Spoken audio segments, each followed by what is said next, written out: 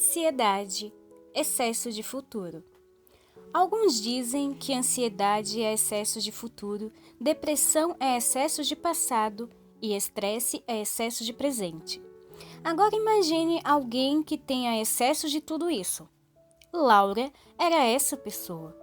Quando ela estava com apenas 5 anos de idade, o pai abandonou a família em troca de uma mulher bem mais nova que sua mãe. Ele foi embora e nunca mais voltou.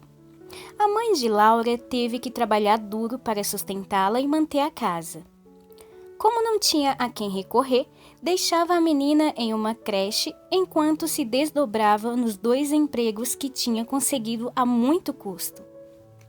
Laura sempre ouvia a mãe reclamar da falta de dinheiro, por isso passou a ter medo do futuro.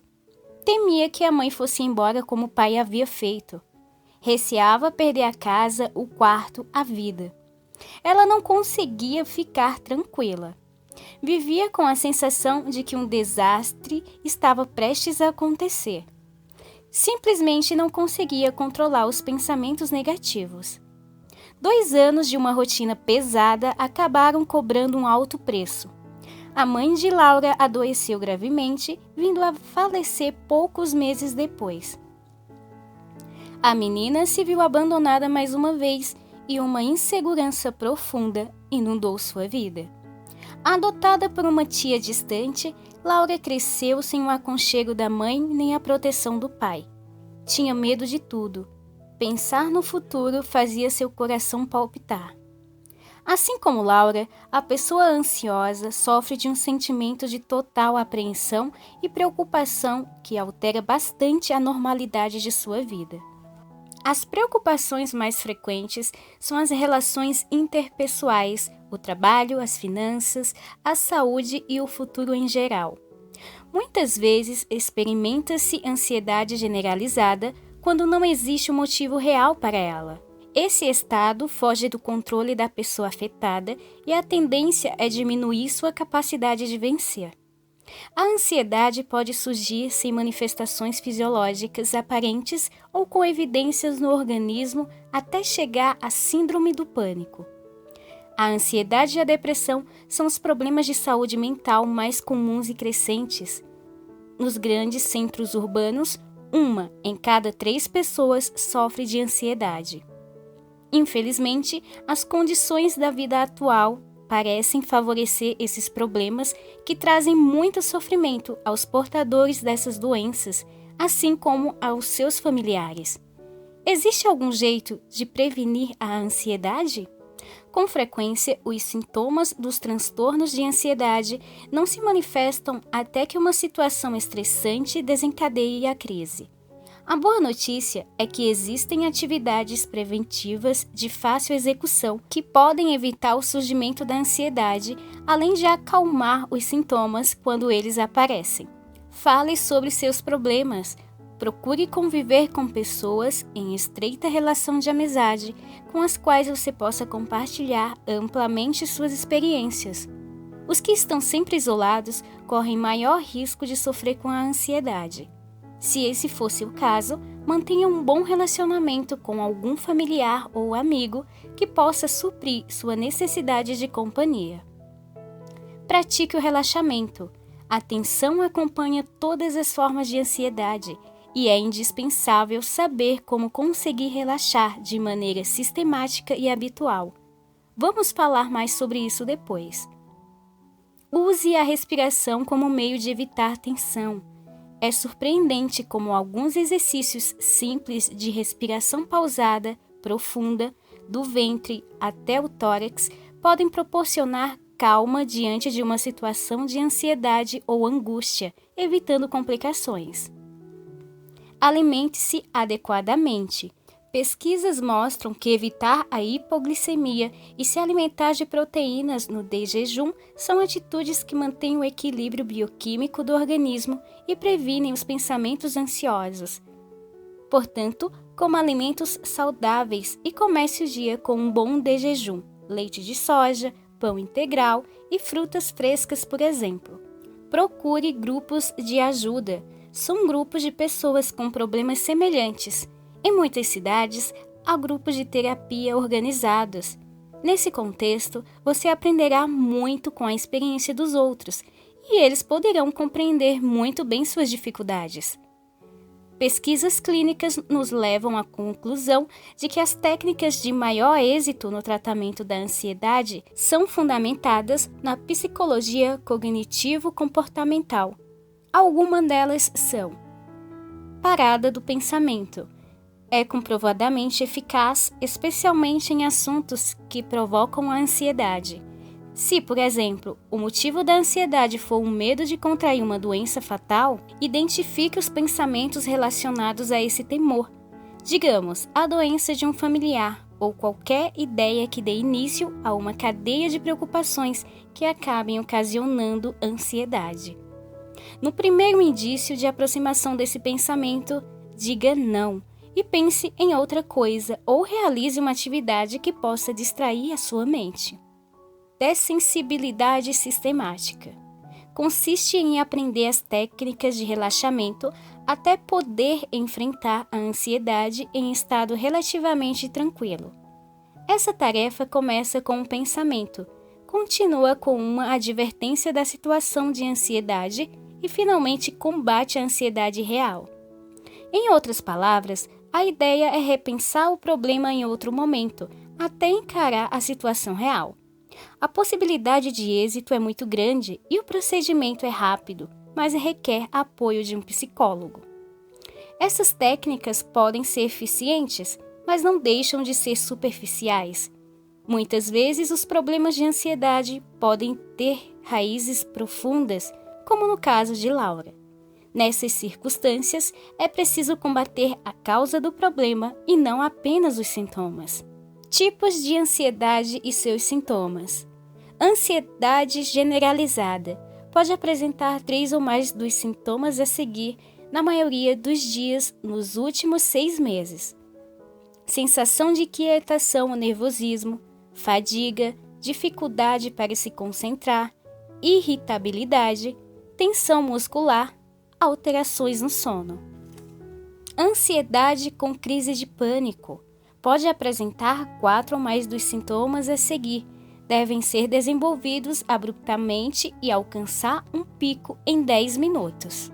Palpitações ou ritmo cardíaco acelerado, sudorese, respiração ofegante, tremores ou abalos, calafrios ou ondas de calor, sensação de asfixia, sensação de pavor, dor ou desconforto torácico, enjoos ou desconforto abdominal, sensação de tontura, boca seca, medo de perder o controle ou de enlouquecer, medo de morrer, sensação de formigamento.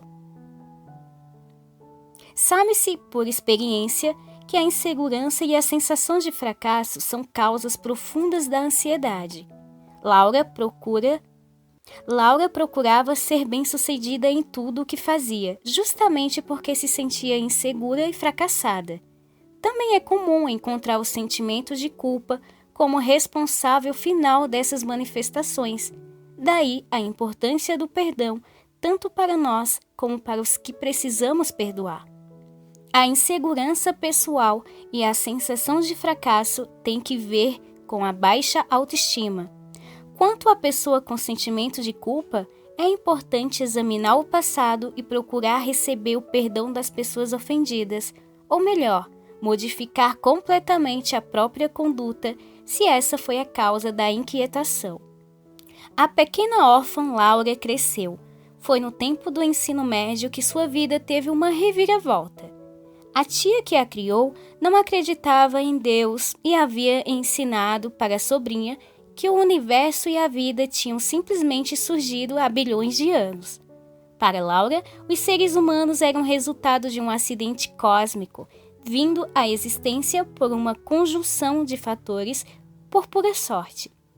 É claro que essas ideias contribuíam para tornar a vida dela ainda mais sem sentido.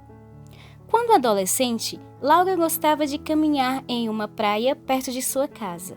Frequentemente ela andava até o sol se pôr e se deitava na areia para ver as estrelas aparecerem no céu.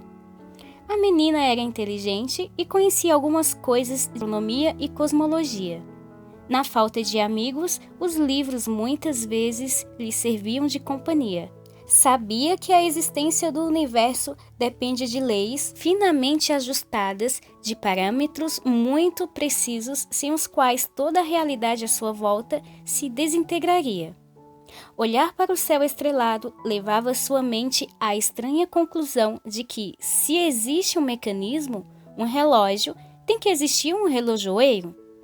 Mas, se o relojoeiro não existe, se não há algo ou alguém que tenha criado tudo e que administre tudo acima de todos, que sentido teria sua vida? Que esperança haveria para o próprio universo? Laura tinha consciência da total falta de futuro para a vida, segundo a visão naturalista.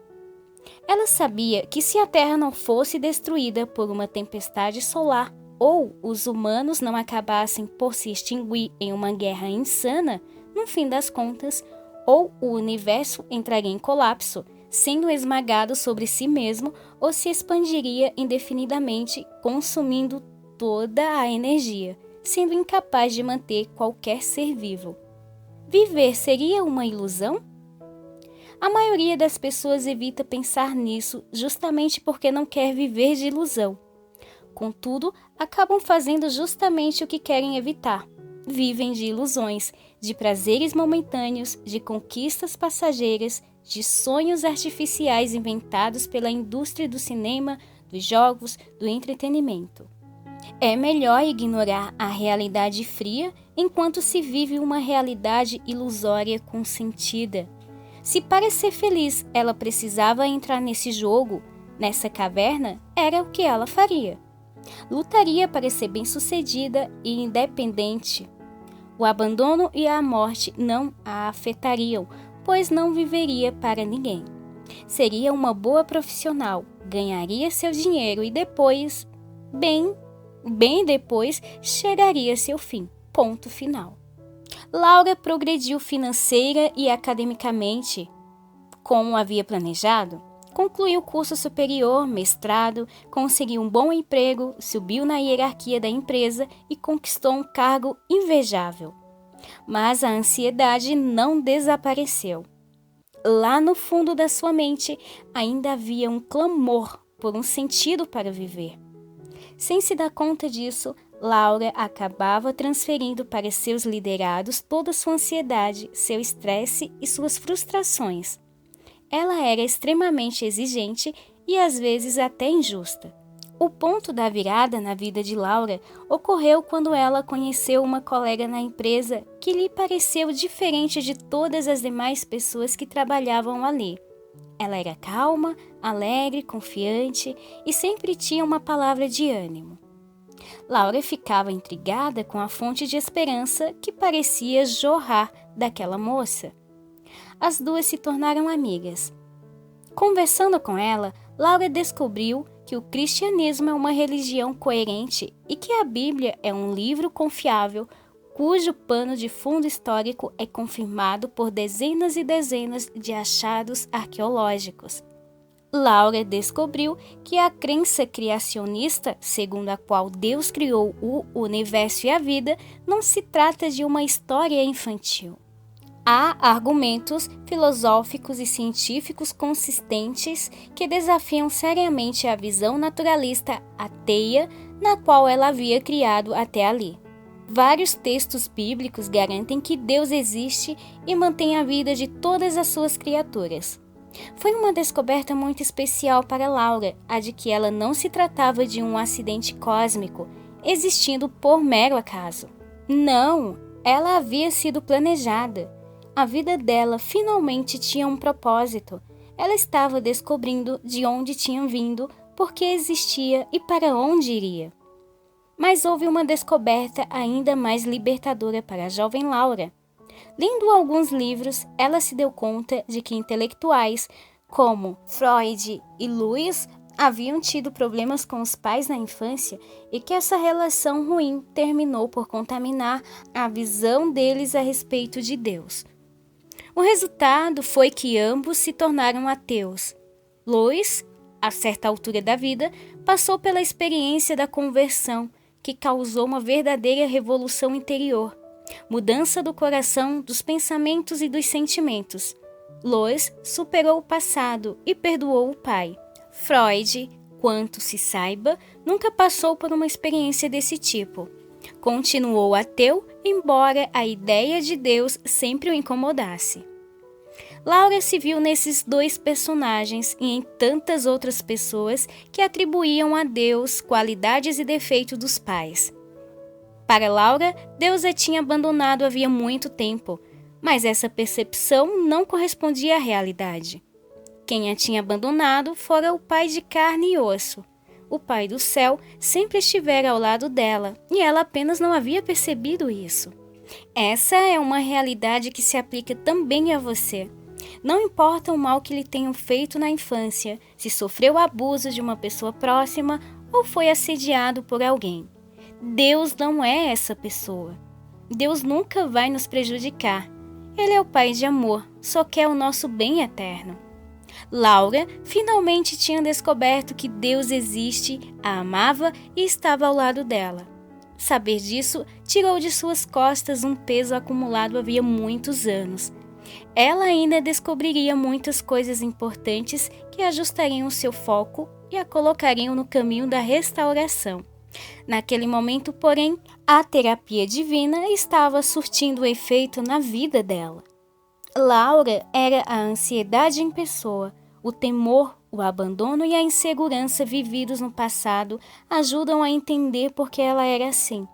A ansiedade sobrevém por medo do futuro. Ninguém sabe o que acontecerá amanhã. Somente Deus conhece o futuro. O tratamento divino tem 3 aspectos.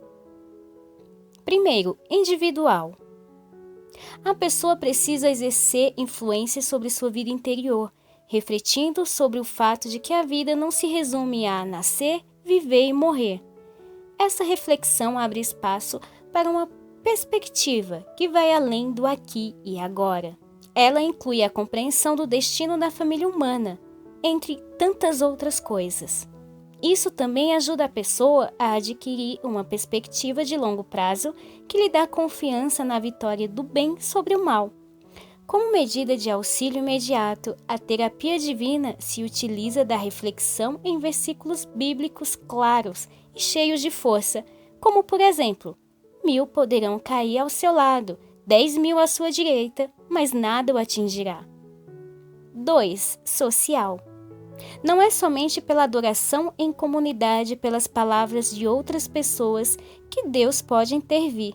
Ele também faz isso pelo exemplo e pela atitude que essas pessoas demonstram. Ele pode usar essas pessoas para fazer sua terapia.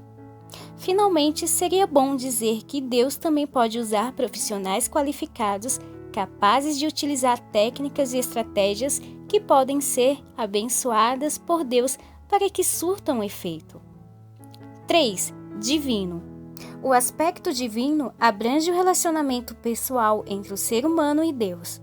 Encontra seu maior apoio na oração. A oração, mais que a repetição de frases, consiste em falar com Deus como a um amigo e conselheiro. É falar dos temores, ansiedades, dúvidas e problemas, como também agradecer ao Criador as coisas boas da vida. A oração sincera tem ajudado muitos a crescer na fé, o que é incompatível com a ansiedade e a incerteza. Fé, na realidade, significa confiança em Deus. Quanto mais conhecemos Deus, por meio da oração e do estudo da Bíblia, mais desenvolvemos essa confiança e mais nossa fé se fortalece. Uma das grandes dúvidas de Laura em sua adolescência, quando olhava para o céu deitada na areia da praia, tinha que ver com o futuro. Os livros científicos que havia lido, ainda que fossem úteis em alguns aspectos, não traziam esperança alguma de futuro, como vimos. De uma forma ou de outra, o universo um dia chegaria ao fim. Para uma pessoa ansiosa, dizer que o amanhã terminará em nada oferece tanto consolo quanto dizer a um depressivo que é possível escapar de um buraco negro. Laura avaliou suas descobertas recentes. Havia sérias razões para ela acreditar que Deus existe e que a ama, independentemente de quem ela fosse ou do que tivesse acontecido com ela no passado. Laura ficou muito feliz em compreender estas coisas. Para vencer a ansiedade, o acompanhamento profissional fez muito bem para Laura, mas seu recém-adquirido conhecimento de Deus foi determinante para a paz que passou a reinar em sua vida. A partir de então, ela não teve mais medo do futuro, pois entendeu que Deus cuida e sempre cuidará dela, como um bom pai, que nunca abandona seus filhos. Ansiolíticos bíblicos. O próprio Senhor irá à sua frente e estará com você. Ele nunca o deixará, nunca o abandonará. Não tenha medo, não desanime. Deuteronômio 31:8. Não fui eu que lhe ordenei, seja forte e corajoso, não se apavore nem desanime, pois o Senhor, o seu Deus, estará com você por onde você andar. Josué 1:9. Quando a ansiedade já me dominava no íntimo, o teu consolo trouxe alívio à minha alma.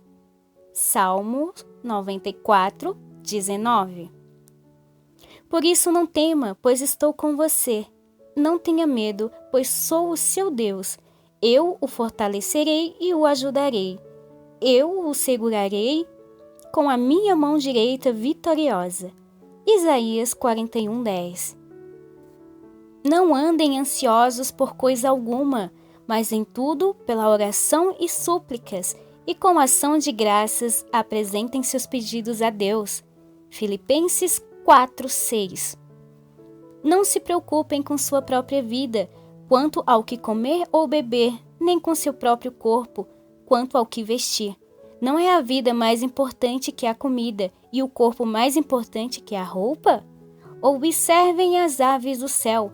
Não semeiam, nem colhem, nem armazenam em celeiros. Contudo, o Pai Celestial as alimenta. Não têm vocês muito mais valor do que elas? Mateus 6:25-26.